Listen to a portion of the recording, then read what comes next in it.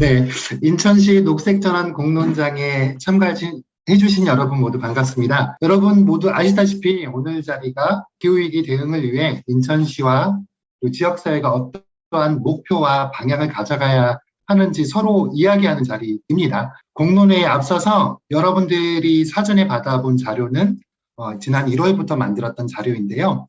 인천시 영역별 현안과 기존의 계획들을 살펴보면서 인천시의 녹색전환 10대 부분 그리고 특화된 2개의 인천시 의제입니다.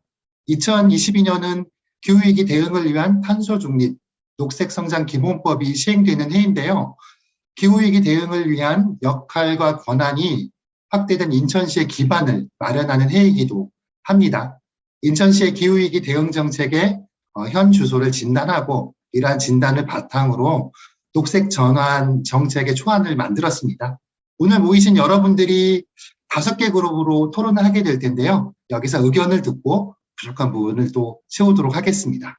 이 녹색전환 공론장은 녹색전환연구소와 인천에너지전환 네트워크에서 마련해 주셨습니다.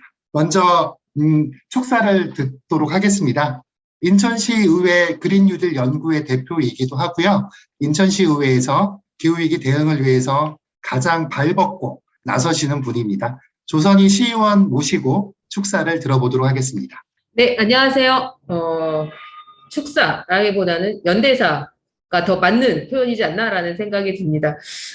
인천시의회 기후위기 대응 특별위원회 위원장을 맡았던 조선희 정의당 비례 조선희 의원이고요. 21개월 동안 기후특위가 활동을 했었고 또 작년에는 그린뉴딜 연구회로 올해는 돌봄사회 전환 연구회가 1년밖에 활동을 못해서 그렇게 이어가면서 기후 시민들하고 어떻게 연대해서 기후위기에 대한 인식 확산 그리고 탄소 중립의 실행 체계를 만들 것인가 이거를 이제 그동안 고민을 해왔었는데 사실 많은 진전을 이루지는 못했습니다. 그래서 제가 8대 마지막 의회 발언하면서 9대 인천시 의회에서도 반드시 필요한 위원회가 기후위기 대응 특별위원회다. 제가 들어오든 말든 이것만큼은 꼭 해줬으면 좋겠다. 9대 의회에서 이런 발언을 했었는데 오늘 귀중한 자리 전국을 순회하면서 만들어 가시는 녹색전환연구소 분들께 진짜로 감사드리고 그 인천에서의 에너지 전환을 위해서 또 이런 자리를 만들어주신 에너지 전환 네트워크 분들께도 감사드립니다. 어쩌면 인천시의회가 기후위기 대응 특별위원회를 만들 수 있었던 건 인천에 기후 시민들이 있었기에 가능했던 것이니만큼 오늘 모여진 분들 그리고 오늘 참석하지 못했지만 우리들 주변에 또 존재하고 있을 기후 시민들과 연대해서 공동의 문제 해결자로 나서는 진정한 연대로 인천시가 환경특별시를 넘어 기후정의 도시를 실현해 갈 수 있게끔 함께 힘 모아 나갔으면 좋겠습니다. 영화력이나 이제 지역에 많은 현안도 있고 어쩌면 원자력이라는 되게 거꾸로 갈 것들이 예견이 되어지는 그런 과정이기 때문에 저희의 더 굳건한 연대 이런 것들이 앞으로 더 많이 필요한 상황이 되지 않을까 싶어요. 그래서 우리가 같이 더 목소리를 높여낼 수 있는 지방선거 시기가 다가온 만큼 최대한의 목소리를 높여서 우리가 살아갈 지구를 나를 위해서 지키는 그런 한 해가 될 수 있도록 함께 애써 나가겠습니다. 오늘 열심히 배우겠습니다. 네, 기후정의 인천 만드는데 아마 조선희 시의원님께서도 큰 역할을 하실 것이고 여기 계신 모든 분들이 함께 노력해야 될 것인 것 같습니다. 그러면 이상하 녹색전환연구소 연구위원님 모시고 이야기를 듣도록 하겠습니다. 네, 안녕하세요. 녹색전환연구소 이상하 연구원입니다. 인천광역시 녹색전환 10대 부문 정책 보고서를 작성하고 발제를 맡았습니다. 화면 공유하면서 바로 설명드리겠습니다. 네, 녹색전환연구소가 작년부터 다양한 부문의 공론장을 개최해왔고요. 각 부문을 통합하여서 녹색전환 미래상을 그려보는 작업을 해왔습니다. 올해는 17개 광역 지자체별로 녹색전환 정책을 만들고 시민사회와 모여서 공론장을 열고 있습니다. 17번째 중에 인천이 오늘 15번째입니다. 곧 2달 후면은 지방선거 열립니다. 어쩌면 대통령 선거보다 내 삶의 정책이 직접적으로 체감되는 선거는 지방선거일 텐데요.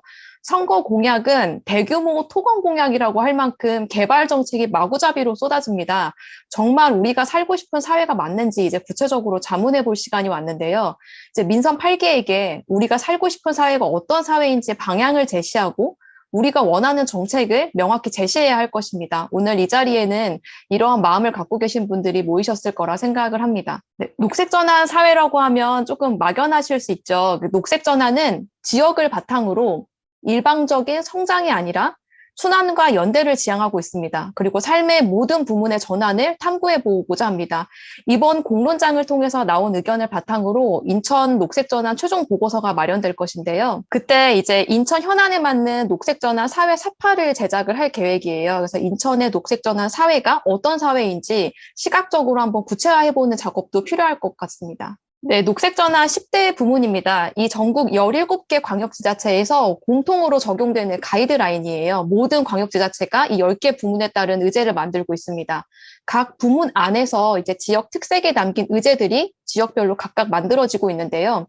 첫 번째 부문은 무엇을 할 것인가입니다. 기후위기 대응을 위해서 우리는 무엇을 목표로 어떤 방향성을 가져야 하는지 이야기할 것이고, 무엇을 하겠다는 말은 누구나 할 수 있잖아요. 그래서 무엇을 할지 정했다면 실제로 어떻게 이행할 것인지에 대한 것이 두 번째 부문입니다.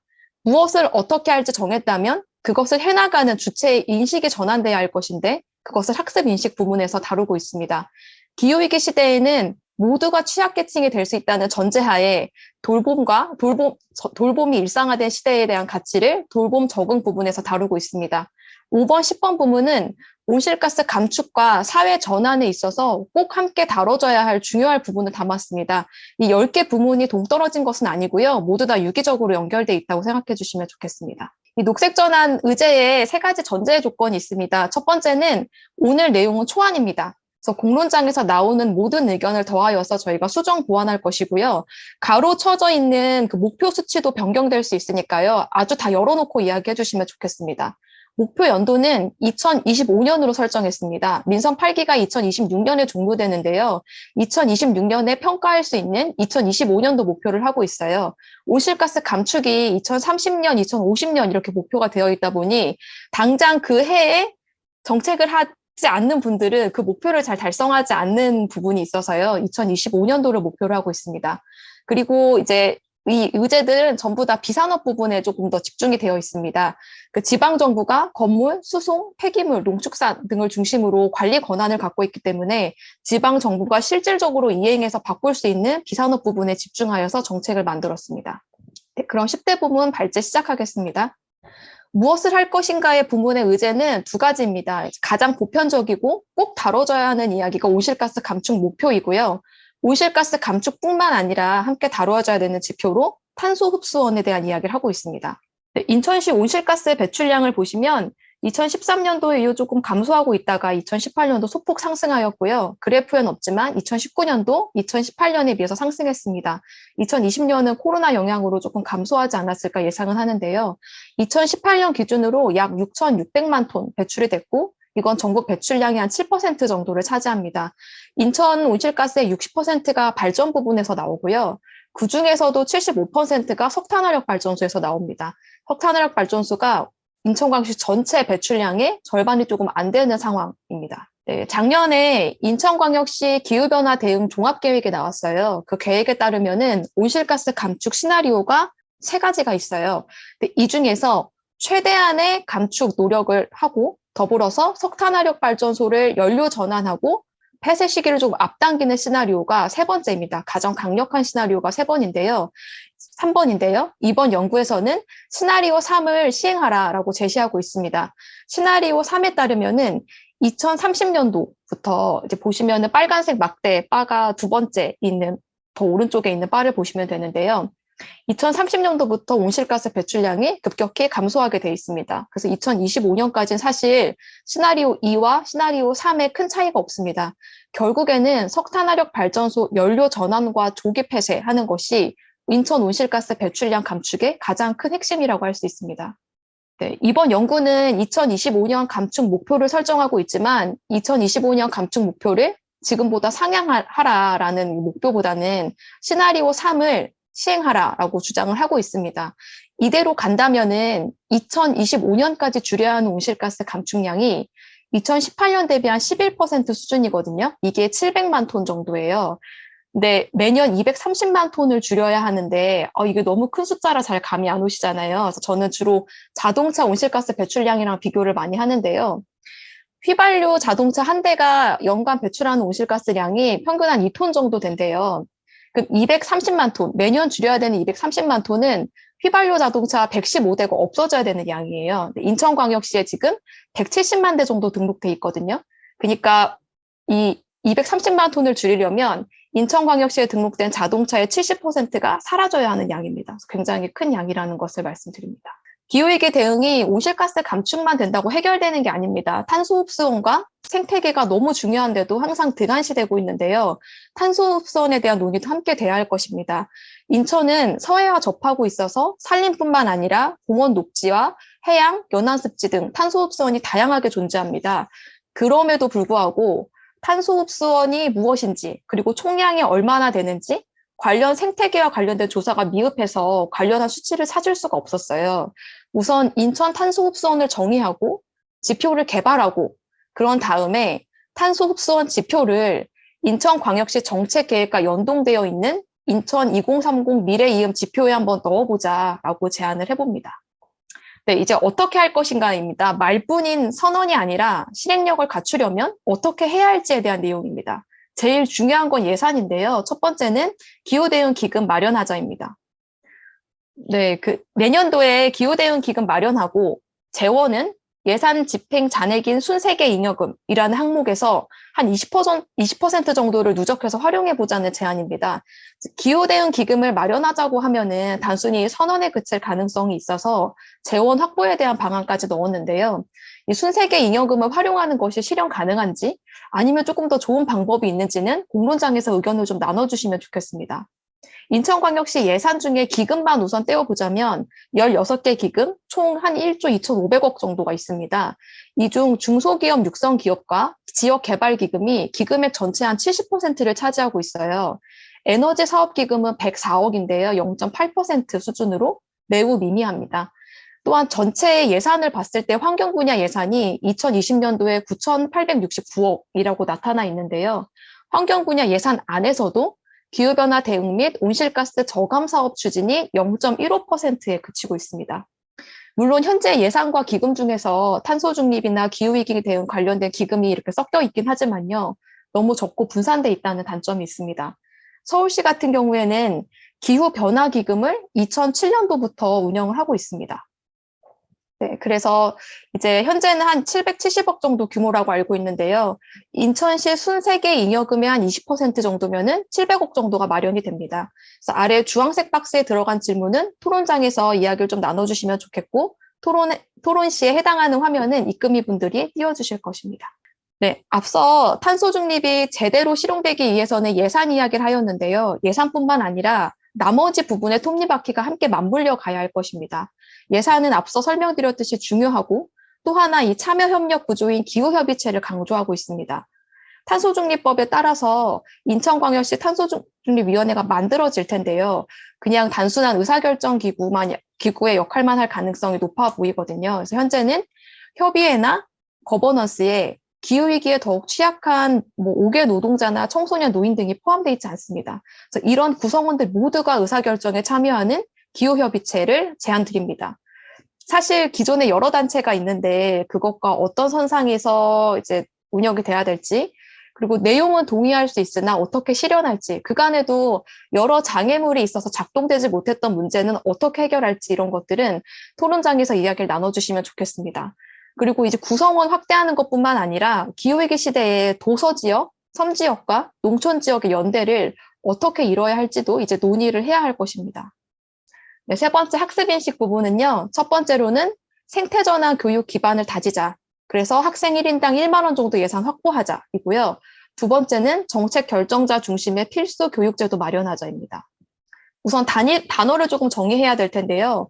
환경교육이라는 단어 대신에 인간과 자연이 공존하고 전체적인 시스템이 총체적으로 전환돼야 된다라는 의미를 담은 생태전환 교육이 전환교육이란 단어 사용하는 것을 이제 추구하고 있습니다. 이미 교육기본법에서도 사용하고 있는 단어입니다. 인천광역시는 환경교육 전담팀이 없습니다. 제3차 환경교육 종합계획에 따르면은 환경교육 활성화를 위해서 교사 역량 강화하고 필수 교육시간 지정하겠다는 계획은 있습니다. 그러나 교사를 얼마나 언제까지 확충할지, 필수 교육시간을 얼마나 마련할지 구체적인 방안이 없습니다. 보통 법적 기반과 예산이 없으면 구호에 그치고 말 가능성이 높잖아요. 그래서 학생 1인당 최소 1만 원 정도 확보하고 이 돈을 교사 역량 강화와 자유학기제 기간 필수 교육시간 지정하라라는 내용으로 의제를 만들어 봤습니다. 학생 1인당 1만 원이 좀 많아 보일 수 있는데요. 계산해 보면 인천시 전체 예산이 아니라 교육청 예산의 0.07% 수준입니다. 이 정도는 학교 교육에 투자할 수 있지 않을까 생각하고 제시해 보았습니다. 그리고 교육이 항상 학생이랑 시민들 대상으로만 이야기가 돼요. 근데 가장 중요한 건 정책 결정자와 공무원이 이제 예산이나 행정을 담당하는 분들이 제대로 알아야 되는데요. 예산이 책정돼 있으니까 뭐 학교 환경교육이나 마을에서 잘 되겠지 아주 느슨하게 생각하시는 것 같습니다.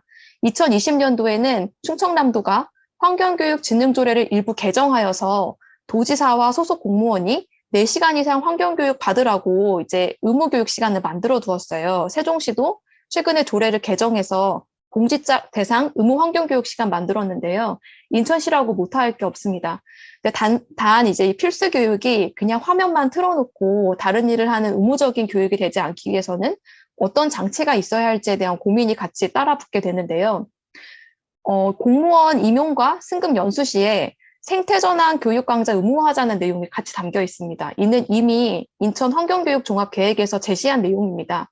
계획을 세웠으니까 꼭 지켰으면 좋겠다는 바람으로 의제 내용에 넣었습니다. 네 번째 돌봄 적응 부분입니다.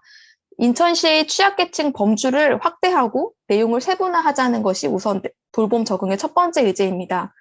노인, 장애인, 경제적 어려움을 겪는 계층은 각각의 상황이 정말 다양할 텐데요. 안전 취약계층이 장애인, 수급자, 노인, 한부모 가정 등 좀 단순화되어 있긴 합니다. 인천 시민의 삶에 적정 기준을 마련한 인천 복지 기준선이란 좋은 자료도 있습니다. 이 자료에서 돌봄의 기준을 아동, 장애인, 노인으로 구분해 두었습니다. 취약계층을 구분 짓는 요인들이 있을 것이에요. 예를 들면 이동 제한이라든지 직업 상태, 빈곤 정도, 거주 형태 이런 것들이 있을 텐데요. 이 요인들을 우리가 한번 다각적으로 조합해 보자. 예를 들면 장애인이면서도 1인 가구이고 동시에 노후된 주택에 거주할 수도 있습니다. 이렇게 취약계층을 세분화하는 작업을 한번 시도해 보자라는 것이 의제의 첫 번째고요. 그리고 이제 기후위기 시대에는 모두가 취약할 수 있으니 그중에서도 어떤 취약계층이 더 고려돼야 할지, 취약계층을 어떻게 더 세분화하면 좋을 것인지는 토론장을 통해서 조금 더 이야기 나눠주시면 좋겠습니다. 돌봄 적응의 두 번째 의제는 지역 통합 돌봄을 만들자입니다. 지역 통합 돌봄을 만들기 위해서는 보건복지부에서 제시한 기준에 따라서 전담 기구 있어야 하고요. 사람들이 묻고 답변을 들을 수 있는 창구 있어야 하고 시민이 주도적인 마을 돌봄회의가 있어야 할 것입니다. 2019년도부터 보건복지부가 지역 통합돌봄 시범 사업을 했습니다. 선도사업 추진 지자체 중에 아쉽게도 인천은 없었는데요. 제가 아주 좋은 사례 하나, 제가 개인적으로 보기 좋은 사례 하나가 충북 진천군 사례였어요. 보통 병원에 입원하고 퇴원을 하면 이후 돌봄이 개인의 몫이 되어버립니다. 병이 악화돼서 다시 입원하는 것을 반복하고 중증으로 계속 악화되는 상황에 놓이는데요. 충북 진천에서는 병원 입원 시부터 퇴원할 때 동네에서 어떤 돌봄을 받을 수 있는지 알려주는 퇴원 환자 병원 연계 서비스가 진행된 적이 있습니다. 이런 지역 통합 돌봄 사례를 인천시 전역에도 한번 적용해보자라는 것이 돌봄 적응의 두 번째 의제입니다. 네, 먹거리 전략은 크게는 두 가지입니다. 먹거리가 지역 안에서 잘 순환되도록 하는 먹거리 순환 체계를 만드는 것과 또 하나는 소외되지 않는 먹거리 전달이 있습니다. 그래서 인천광역시의 먹거리 전략도 이제 두 가지로 의제를 정하였는데요.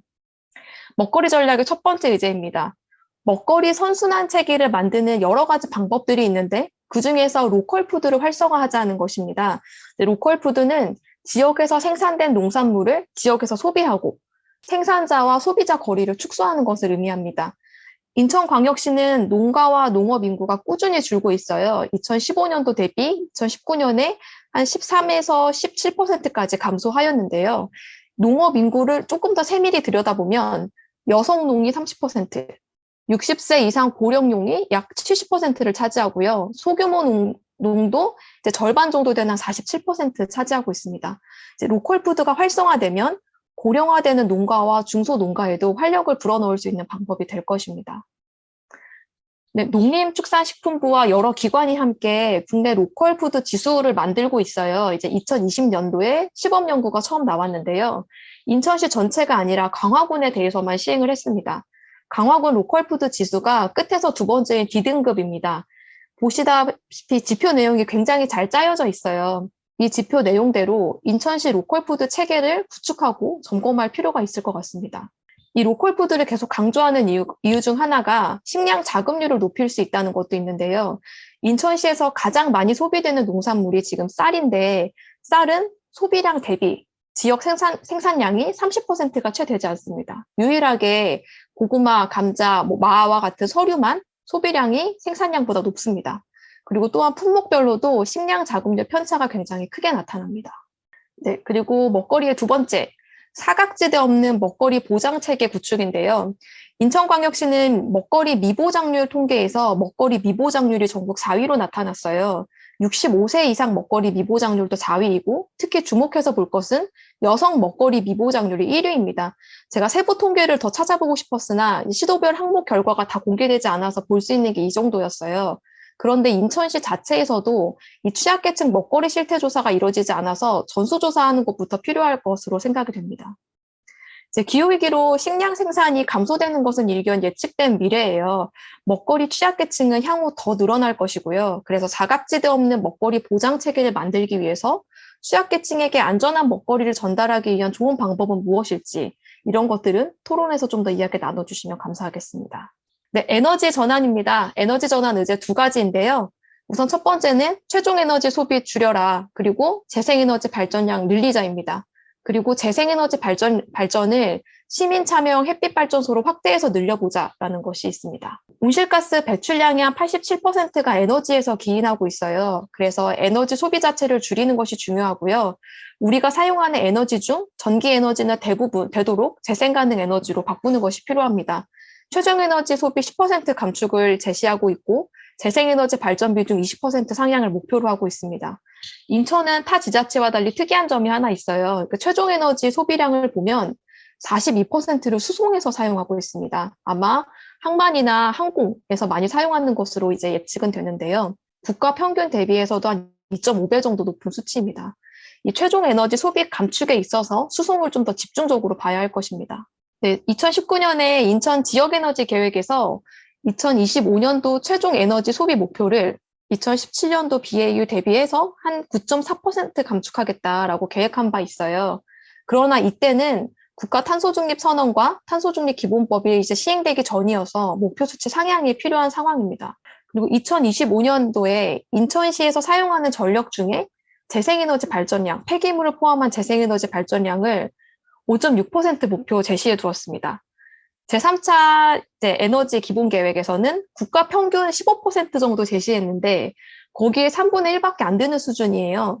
네, 지난 1월에 인천시가 신세계로 2탄 발표하였거든요. 그래서 태양광 보급 계획 확대를 말하고 있는데요. 실제 현재 태양광 재생에너지 중에 태양광 비중이 5%밖에 되지는 않습니다. 그래서 태양광 발전 계획이 확충돼야 되는 실정은 맞습니다.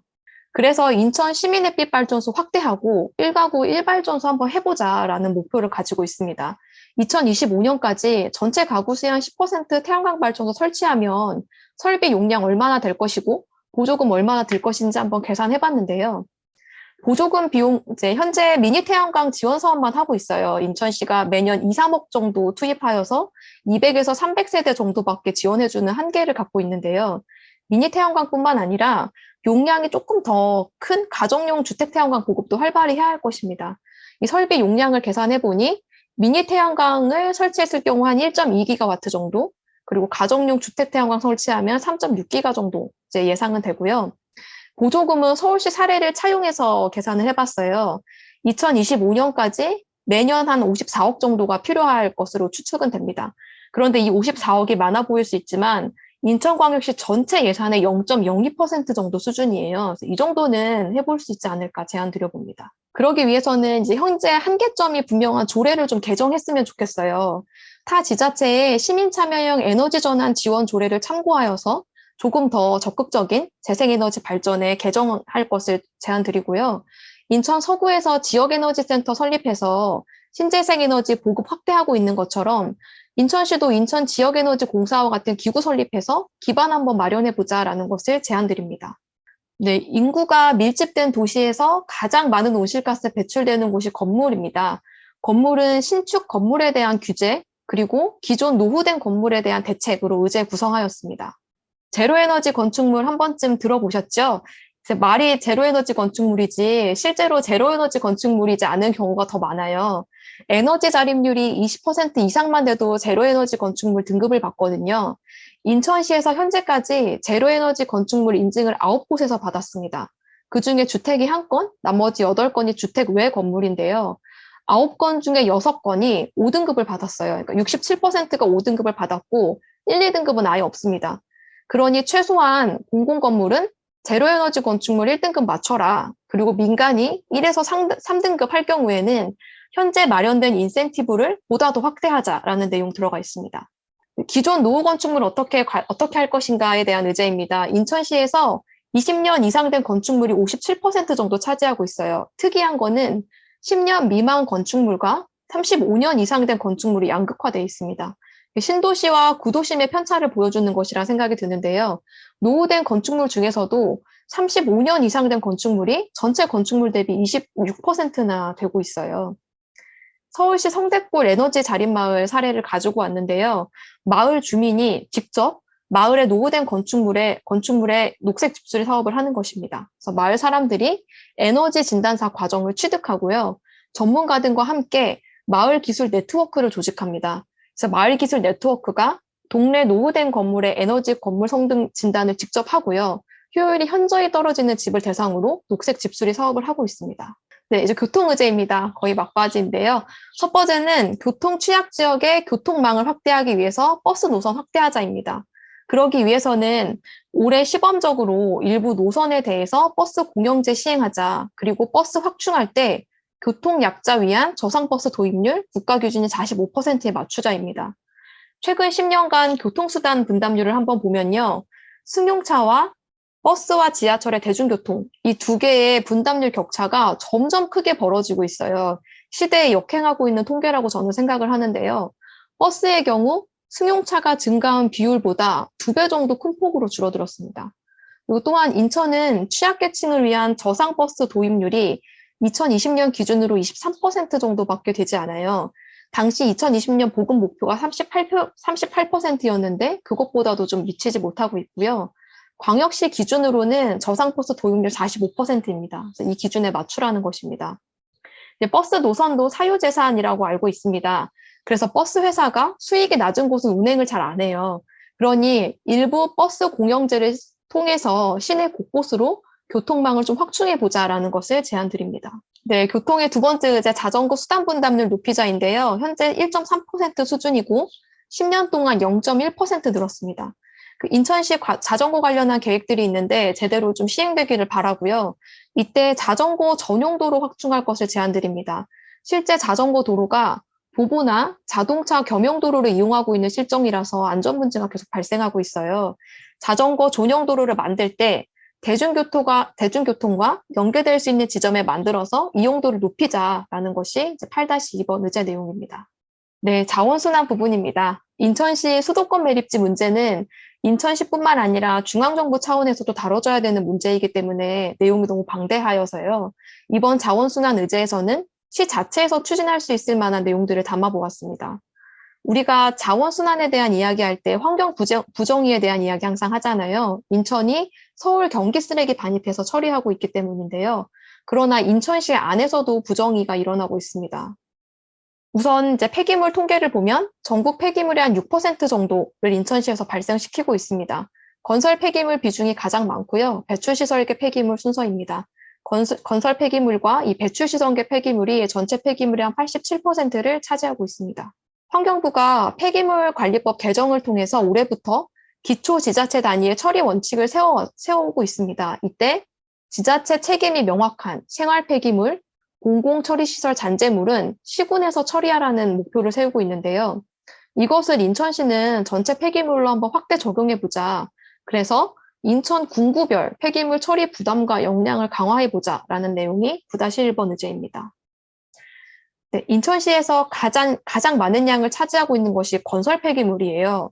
건설 폐기물이 47%나 되는데도 뚜렷한 처리 방안이나 순환 방안이 제시돼 있지 않습니다. 주목해서 볼 통계가 하나 있는데요.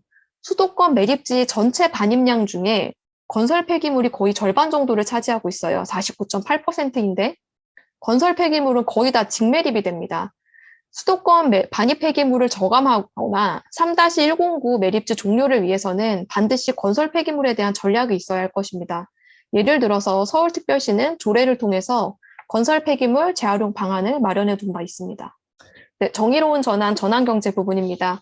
인천시에서 석탄화력발전소가 있는 만큼 정의로운 전환 특별지구 지정을 위한 준비를 하자는 것입니다. 이를 통해서 좌초되는 산업과 종사자 수를 전수조사해보고 해당 근로자를 기후 일자리로 전환할 수 있는 기반을 마련하자가 10번의 의제입니다. 약칭인 탄소중립기본법이 지난달 25일부터 시행되고 있어요. 해당 법에 따라서 정의로운 전환 특별지구 지정할 수 있는데요. 인천 지역공약 20선에서도 영흥화력발전소 조기 폐쇄와 정의로운 전환 다루고 있는 만큼 정의로운 전환 특별지구 지정할 수 있는데 인천시가 선도적으로 준비해서 내년도엔 받아보자라는 것을 제시하고 있습니다. 충청남도는 조례를 통해서 정의로운 전환 기금 마련해 두었고요. 정의로운 전환 특별지구 지정해 달라고 전국 최초로 발표한 상태입니다. 정의로운 전환은 말 그대로 누군가 소외되거나 배제돼서는 안 되는 전환인데요. 대기업은 자본력으로 나름대로 ESG 경영도 하고 있고요. 대비도 하고 있습니다. 그러나 중소기업이나 비정규직 노동자들은 자신이 기후위기 시대에 좌초되는 산업에 근무하고 있는지조차 모르는 경우도 허다합니다. 왜냐하면은 그 교육과 정보의 기회가 훨씬 적고 제한적이잖아요. 그러므로 기후위기를 맞아서 좌초되는 산업과 노동자들 전수조사하고 그들에게 기후 환경에 따른 산업이 어떻게 변화되고 있는지 정보 전달하고 기후 일자리로 전환시켜줘야 한다는 방향성을 제시하고 있습니다. 이번 공론장을 통해서 기후위기 시대에 인천에서 좌초되는 산업과 직군이 무엇일지, 어떤 노동자가 영향을 받게 될지, 그래서 인천시에는 어떤 기후 일자리가 있었으면 좋겠는지 논의해 주시면 좋겠습니다. 네, 내용이 방대한데 최대한 압축하여서 발표하려고 하였고요. 인천은 10대 부문 외에도 반드시 이것만을 하자라고 만들어진 특화 의제가 있습니다. 이 특화 정책은 이어서 다른 선생님들께서 발표해 주시겠습니다. 네, 안녕하세요. 지역 특화 발제를 맡은 이완기입니다. 저는 11번을 맡고 있고요. 11번은 의제가 두 가지인데 두 번째 의제는 앞서 이제 10-1과 같습니다. 첫 번째 의제 설명드리겠습니다. 인천에는 아시는 것처럼 지역 불평등과 기후 부정의 상징인 영흥석탄발전소를 2030년까지 단계적으로 폐지한다입니다. 지역 불평등 이후로는 이제 아시겠지만 인천이 소비하지 않는 전력을 2.41배 초과 생산해서 서울과 경기도에 이제 공급을 하고 이로 인한 환경, 재산, 건강 피해 그리고 온실가스 감축 부담까지 안고 있습니다. 전력 자립률 보시면 인천은 241.7%, 서울 11.2%, 경기 58.2%고요. 온실가스 배출량 보시면은 2018년도 영흥석탄발전소가 3,229만 톤을 배출했는데 인천 총 배출량의 절반을 차지하고 있습니다. 그리고 여기서 배출되는 대기오염물질과 미세먼지로 보고서도 있습니다. 매년 이제 43억 톤의 온배수가 나오고 치수구의 약품 처리로 인근 해역이 이제 황폐화되는 문제가 있고요. 고압 송전선로로 환경, 재산, 건강 피해 등 이제 지역에 이제 불평등한 상황이 있습니다. 그다음 기후 부정의는 그 영흥석탄발전소가 배출하는 그 온실가스가 양이 인구 1,000만 명의 이제 쿠바 1개 국가보다 더 많이 배출하고 있습니다. 전 세계 이제 1인당 온실가스 배출량을 비교해 보면 하위 50% 평균은 0.69톤, 1톤이 채 안 되고요. 한국은 14.1톤, 인천광역시는 21.8톤을 지금 배출하고 있습니다. 그래서 UN 등 이제 국제사회에서는 지구기온 1.5도 상승을 막기 위해서 OECD 국가와 국가의 석탄 발전 폐지 연도를 23년까지 단계적으로 폐지할 것을 촉구하고 있습니다. 그래서 이 문제를 해결하기 위해서는 지역별 재생에너지 중심으로 전력 자립 목표를 제도화하는 것이 좀 필요하겠습니다. 그리고 중앙 정부에 집중되어 있는 권한과 예산을 지방에 과감하게 이양하는 것이 필요하고요. 인천시는 이제 자체 소비하는 전력의 아리백 정책을 세워야 하는 것이 필요하겠습니다. 그다음 발전 시설에 대한 온실가스 배출 규제를 또한 제정을 해야겠습니다. 예, 이상 발표 마치겠습니다. 네, 다음으로 발표를 맡은 가톨릭 환경연대 교육팀장 문지혜입니다. 우선 저는 12-1에 대해서 설명드리겠습니다. 12-1은 생물 다양성 보고인 연안 습지, 갯벌 등을 탄소 흡수원 역할을 할 수 있도록 하는 것이고, 그를 위해서 난개발을 막는 것입니다. 인천광역시 해양생태계 조사 자료조차 현재는 구축되고 있지 않기 때문에 기본적으로 자료조사가 필요할 것 같습니다. 아까 의제 처음에 얘기했던 1-3에서도 탄소 중립을 이루기 위해서 온실가스 감축뿐만 아니라 탄소를 어떻게 흡수하느냐, 그리고 인천은 갯벌이 있기 때문에 갯벌은 탄소를 흡수할 수 있는 좋은 곳입니다. 근데 그 탄소 흡수원으로서의 역할을 하려면 갯벌을 잘 보존해야겠죠. 그래서 관련 근거로 습지보전법이나 해양생태계 보전 및 관리에 관한 법률이 이미 있기 때문에 인천의 해양보호구역과 습지보존구역을 좀 더 확대할 필요가 있습니다. 현재 그림에 보시면 이 동그라미로 표시된 곳이 지금의 해양보호구역과 습지보호지역인데요. 이러한 지역을 더욱더 확대해야 하지만 현재 인천시나 지방정부의 앞으로를 보면 개발해서 뭔가 도시를 만들고자 하는 욕심이 큰 것 같습니다. 하지만 이 지역을 잘 지켜서 생물다양성을 보존하고 또 탄소 흡수원으로서의 역할을 갯벌이 충분히 할 수 있도록 하는 것이 필요하겠다라고 제안드리고 싶고요. 다음으로 보여주세요.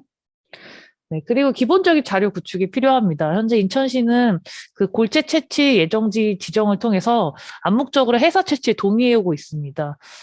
이런 해사 채취로 해양 생태계 변화가 일어나고 있는데요. 이에 대한 조사조차 이루어지지 않고 있고, 그리고 어업의 기후 위기가 심화됨에 따라서 어업에 종사하고 또 해양과 밀접한 일상을 살아가는 섬과 연안 지역의 주민들이 어떠한 영향을 받을지 이 부분에 대한 기초조사가 필요할 것 같습니다. 또한 마지막으로 지금 해상풍력에 대해서 현재 논의 중인데요.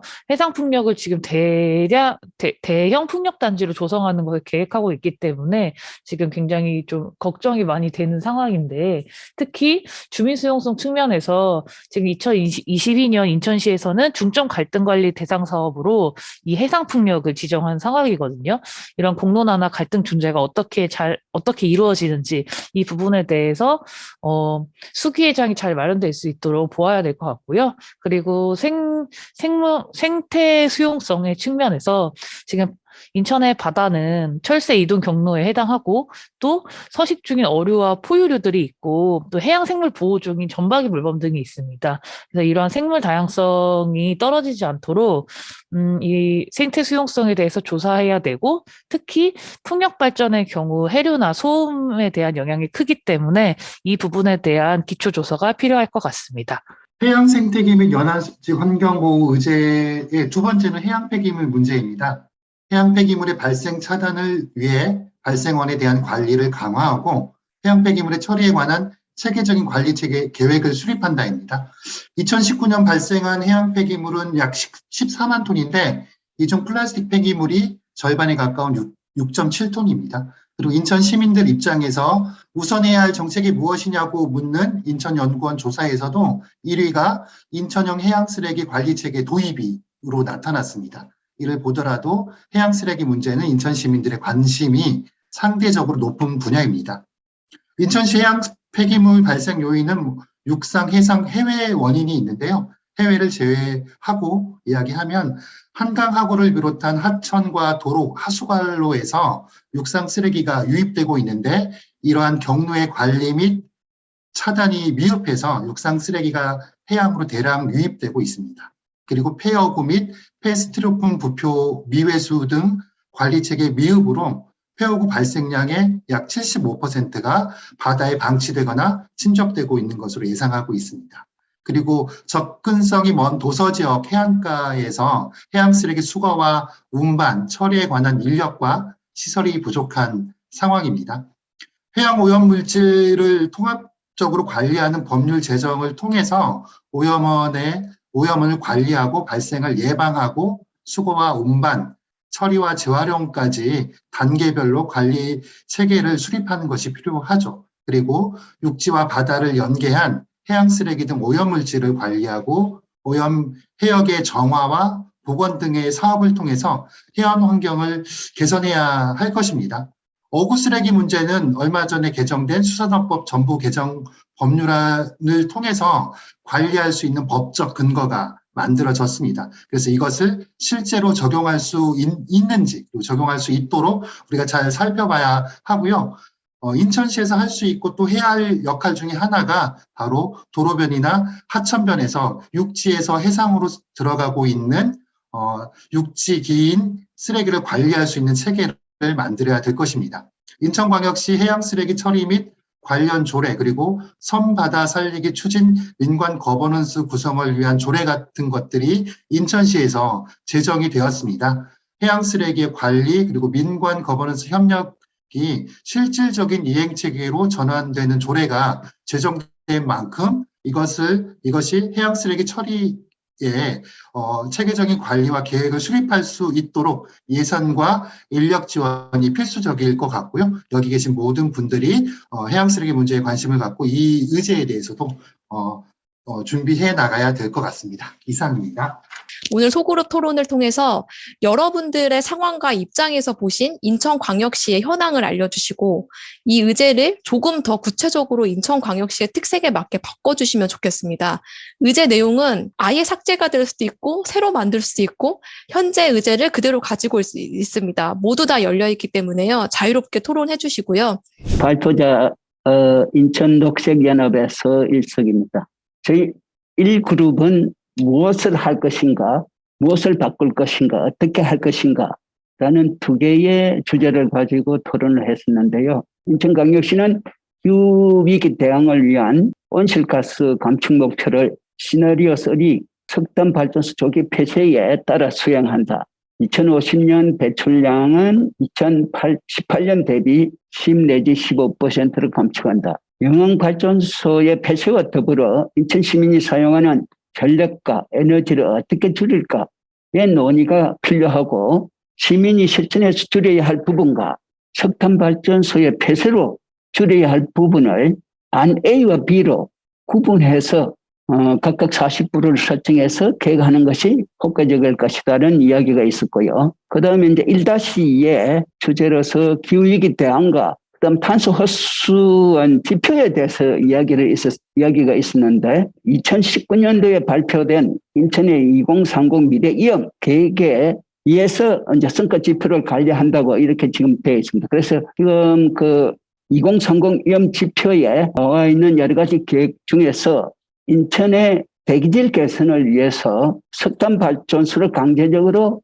미세먼지 개선을 위해서 석탄발전소를 강제적으로 11월부터 3월까지 정지시키는 그러한 계획은 더 강화해서 앞으로 진행이 되어야 된다는 거 하고요. 그 다음에 갯벌 보존적인 측면과 인천의 온실가스의 흡수원으로서의 역할을 좀 더 정확하게 따져서 온실가스의 흡수원으로서의 갯벌 보존과 그 다음에 원래 생태 환경 보존을 위한 갯벌 보존에 두 가지 측면에서의 갯벌 보존을 좀 더 우리가 고려해서 주장을 해야 될 것 같고요.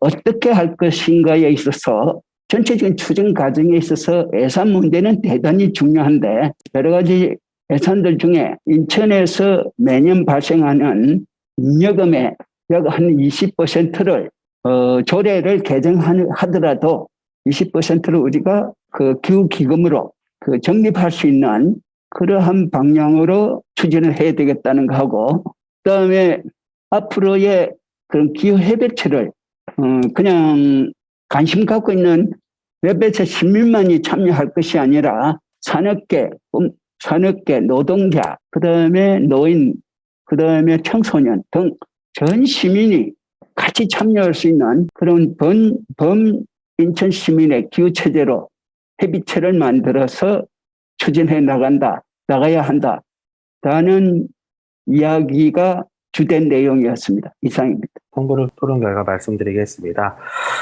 우선 건물 부분의 의제 중에 첫 번째 의제는 향후 신축하는 공공건축물은 제로에너지 건축물 1등급으로 의무화하고 민간 건축물은 1에서 3등급으로 의무화하며 이 기준에 적합할 경우에 인센티브를 제공한다는 내용이었습니다.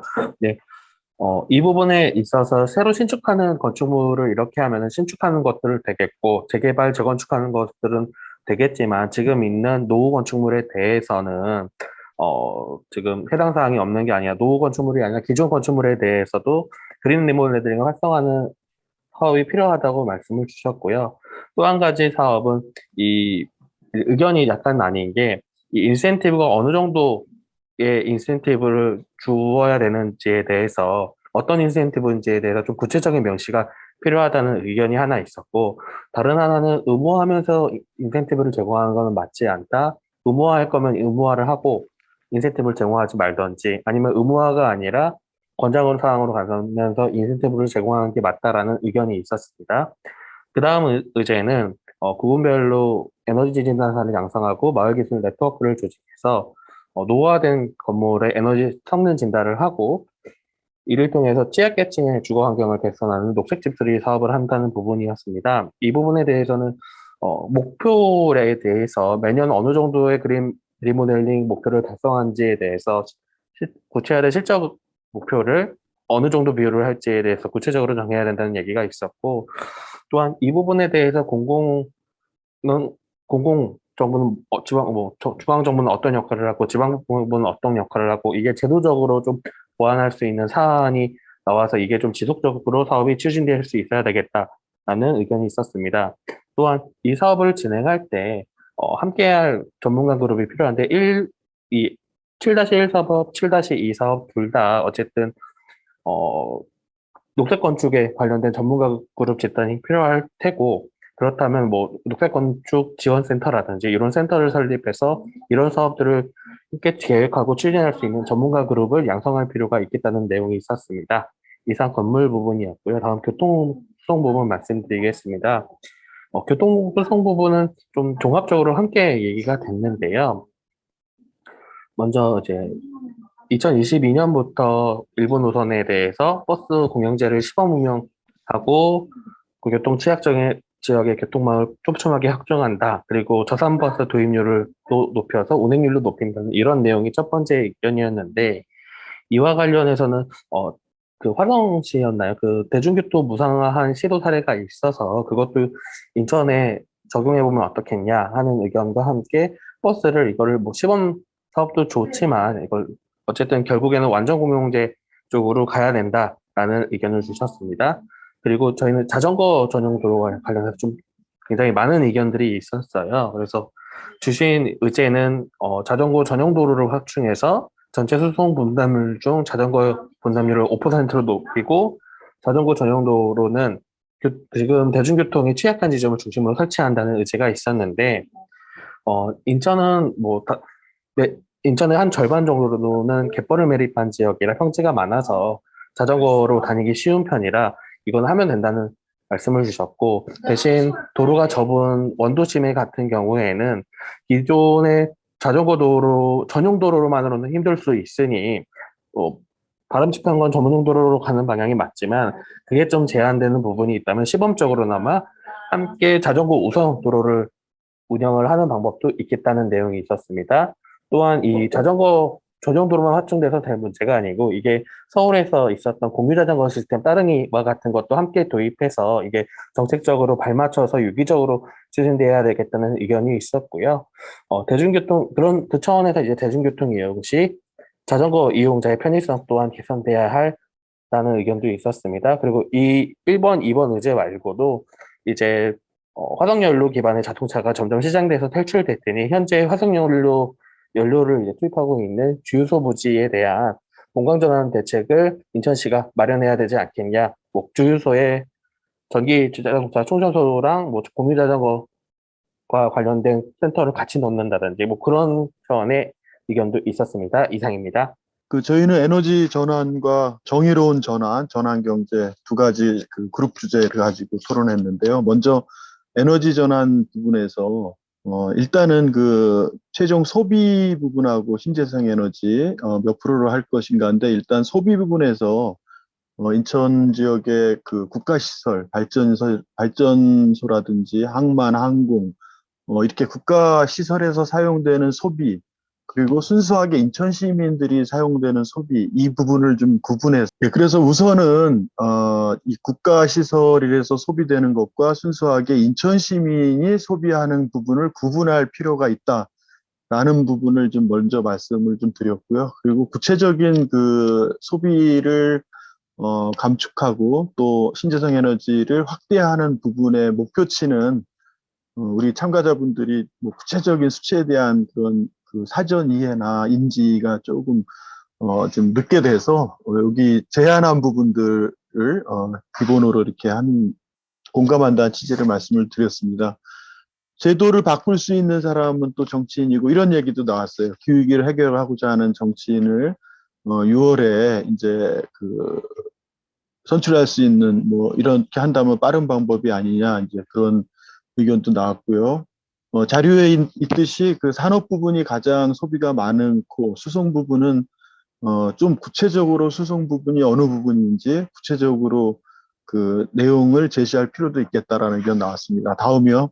네, 또 하나는 수도권 매립지가 폐기되면 인천은 신재생 에너지 확대 부분에서 현재 80% 정도가 바이오하고 폐기물 에너지인데 이게 대부분 수도권 매립지이기 때문에 2025년에 종료되고 또 생활 폐기물 직매립이 금지된다면은 앞으로 대전환이 일어날 거다. 인천의 신재생 에너지의 현재 5%밖에 안 되는 태양광의 비율도 늘어날 것이고 현재 3%인 해상 풍력도 상당히 인천 신재생의 비중에 증가할 것이기 때문에 2025년 이후에 이렇게 바뀌는 신재생에너지 비율 이런 거에 사전에 준비하고 이렇게 할 필요가 있다라는 의견이 나왔고요. 아까 발제자가 말씀하신 태양광의 경우에 1년에 54억 정도면은 미니 태양광이라든지 또 주택용 얼마든지 목표 달성 15%까지 늘릴 수 있는 할 수 있다고 말씀하셨는데 54억 정도는 인천시 예산에 충분히 감당할 수 있는 예산이고 오히려 더 많은 예산을 들여서 더 그걸 앞당겨야 된다 목표 달성을 이런 얘기가 나왔습니다. 네, 그리고 이 예산이 배정되더라도 지금 현재도 1년에 3억밖에 안 되는 미니 태양광인데 이게 1년 안에 소진이 안 되는 이런 문제가 있습니다. 아직 태양광의 필요성에 대한 시민 공감대가 부족하기도 하고 또 이런 시민께 이런 인식 확대라든지 홍보를 위한 더 많은 시민들이 참여할 수 있도록 하는 홍보라든지 또 많은 그런 어떤 제도 개선들이 좀 필요할 것 같다라는 말씀을 주셨습니다. 다음이요. 네, 다음은 정의로운 전환 경제 관련해서는 인천에 영흥화력발전소가 있고 가장 많은 탄소 배출을 하기 때문에 정의로운 전환 특구로 지정하는데 인천시가 당연히 좀 우선순위다라는 의견들 주셨고요.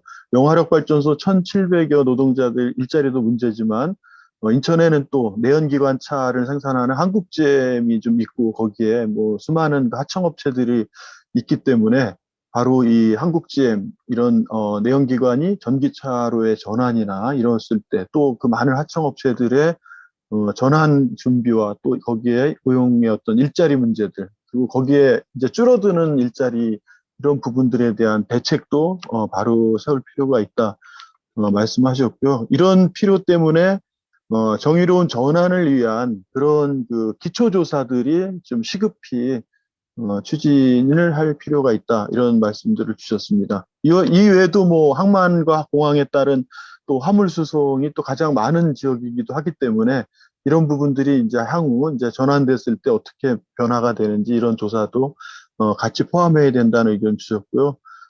지금 뭐 상당히 코로나로 인해서 플랫폼 노동자들 배달 이쪽 부분에 화석연료를 통한 체계들도 앞으로는 이제 전기 오토바이라든지 이렇게 좀 전환이 될 텐데 이랬을 때 이런 부분들이 어떻게 전환되는지에 대한 조사와 이제 대책들도 할 필요가 있다는 말씀을 주셨고 교육이나 이런 부분에 있어서 많은 또 서로 연계하고 이런 부분, 그 비정규직이라든지 이런 대책들도 같이 세울 필요가 있다라는 의견 주셨습니다. 다음이요. 예, 지금 어쨌든 전환이 인천에서 적합한 것인지, 인천에 현재 세운 그린뉴딜이라든지 이런 정책이 전환에 대한 충분한 전수조사나 이걸 고려하고 돼 있지 않기 때문에 바로 시급히 전수조사를 통해서 정의로운 전환 시에 지역사회가 함께 준비해야 할 그런 전환 일자리, 이런 부분들을 만들어야 된다는 의견들을 주셨습니다. 중소상인들에 대한 것도 꼭 포함해야 된다는 의견이었습니다. 네, 이상입니다. 저희는 농업 먹거리와 자원 순환에 대해서 토론을 했습니다. 농업 먹거리는 첫 번째로 먹거리 취약계층의 먹거리 전달 경로를 확대하여 사각지대 없는 먹거리 보장 체계를 마련한다. 이를 통해 먹거리 미보장률을 현재보다 낮춘다. 이것에 관해서는 그러니까 시골에서 이제 한 예인데요. 경로당에 이제 지자체에서 일부 이제 그러니까 식사 도우미를 하시는 분한테 약간의 비용을 지불하고, 그리고 이제 식사거리를 제공을 해서 그분들이 노인분들한테 식사를 제공하는 이런 일이 있습니다. 점심만. 그래서 이런 것들을 활성화하면 어떨까 하고 이제 제안을 주셨고요. 두 번째로 인천광역시 공공급식 먹거리 중 로컬푸드 비중을 충분히 확보한다. 이를 통해 인천광역시 식량 자급률을 높이고 중소농가의 안정적 판로를 확보한다.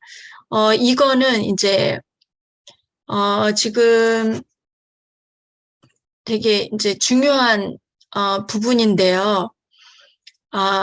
점점 가면 갈수록 그 농업 인구가 줄어들어가지고 식량 자급률이 이제 줄어드는 것이 이제 문제고, 그리고 그 기후 위기하고도 이제 관련이 되어서 앞으로 기후 위기 때문에 식량 자급률이 자동으로 줄 텐데 그러니까 그거에 대한 대책이 이제 시급하다, 이런 이제 내용들이 나왔고요. 그리고 도시에서는, 그러니까 인천 같은 경우에는 먹거리가 대부분 이제 그 인천 시내에 있는 게 아니라 강화라는 곳하고 연결된 곳이 이제 그 유일한 곳인데, 사실은 강화가 좀 먼 편이거든요. 그래서 인천 시내에 있는 다른 그 그린벨트 지역들을 계속 유지를 해서 농업 먹거리를 유지를 해야 되는데, 지금 계속 그린벨트가 해제되고 있어서 그런 문제점을 이제 얘기를 하셨고, 그리고 이제 대형마트에서 로컬푸드 매장을 상설로 이제 설치하는 거를 조례로 추가하는 것이 도움이 될 수 있을 것 같다는 의견을 주셨습니다. 그리고 두 번째로 자원순환에 관해서는 이제 폐기물 발생지 책임 원칙을 이제 저희가 2025년까지 그 폐기물을 받아들이지 않게 됐잖아요. 25년 이후에. 그래서 이제 이제 원칙에 따라서 우리 인천도 그렇게 이제 실행을 해야 되는데, 농업과 이제 어업 종사자들이 폐기물을 어마어마하게 많이 버리거든요. 그러니까 그 도시 못지않게. 그래서 이분들한테도 교육이 필요하다. 그리고 생활 대형 폐기물을 수거해서 재사용이 가능하도록 하는 그런 시스템이 필요하고, 그리고 이제 재활용 센터에서 우리들이 이제 물건을 구입하고 싶은데 그 이제 가격이 비싸서 잘 활용을 못하기 때문에 인천 환경교육센터의 물품 공유센터처럼 그렇게 지자체에서 만들어진 공유센터를 이용하면은 시민들이 접근이 빠를 것이다. 이런 얘기도 나왔고, 그리고 서울시에서는 자전거나 우산을 수리해주는 그러니까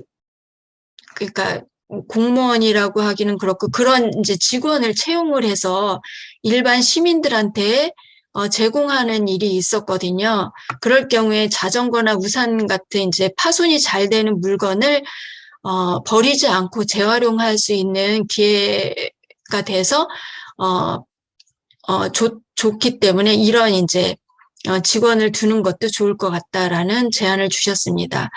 그리고 이제 동네마다 폐기물 발생지 책임 원칙에 따라서 동네마다 이제 소각장이나 선별장들이 이제 필요해질 텐데 이런 거부감을 주민들한테 없애기 위해서 어떤 이제 그 방법을 써야 될까 해서 이제 폐기물 수거 차량이 지저분하거나 외관상 좋지 않으면은 거부감이 생기기 때문에 그런 것도 신경을 써야 되고 그곳에서 일하는 노동자 환경 개선도 이제 필요하고 그리고 이제 그 소각장이나 폐기물 그 선별장 같은 곳을 지하화해가지고 지상부는 시민들이 활용하는 그 하남시 예가 있었기 때문에 그런 것도 이제 사례로 보면 좋을 것 같다는 얘기를 해주셨습니다.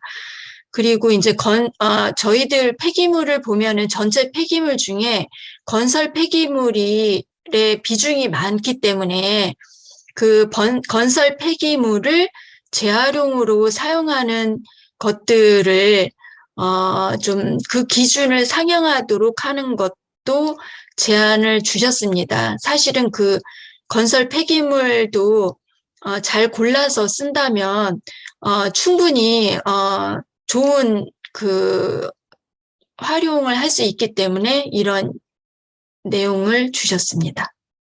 네, 여기까지입니다. 2그룹 토론, 생태교육 기반을 다지기 위한 예산 확충에 관련된 내용을 말씀을 드리면요. 환경교육에 대한 교육 이수가 꼭 공교육에서 의무화되고 연계되어야 된다는 말씀을 하셨고요.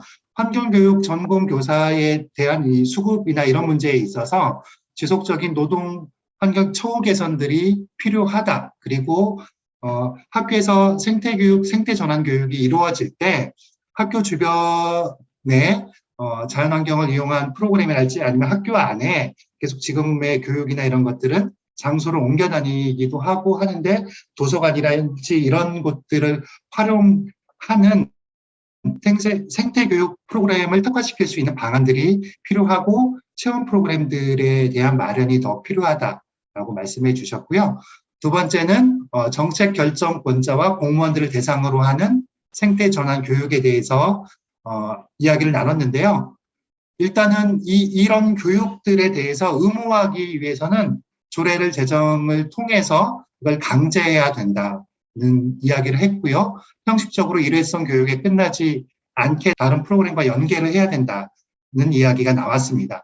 인천에 있는 환경교육센터를 활용해서 이 4시간 의무교육과 현장 체험을 통해서 이어지는 과정으로 평가 체계를 좀 바꿔나가야 되지 않을까. 교육뿐만이 아니라 실제로 현장 체험을 하면서 그래야지만 생태 전환에 대한 감수성이랄지 생태 교육에 대한 감수성을 높일 수 있다는 이야기가 나왔습니다.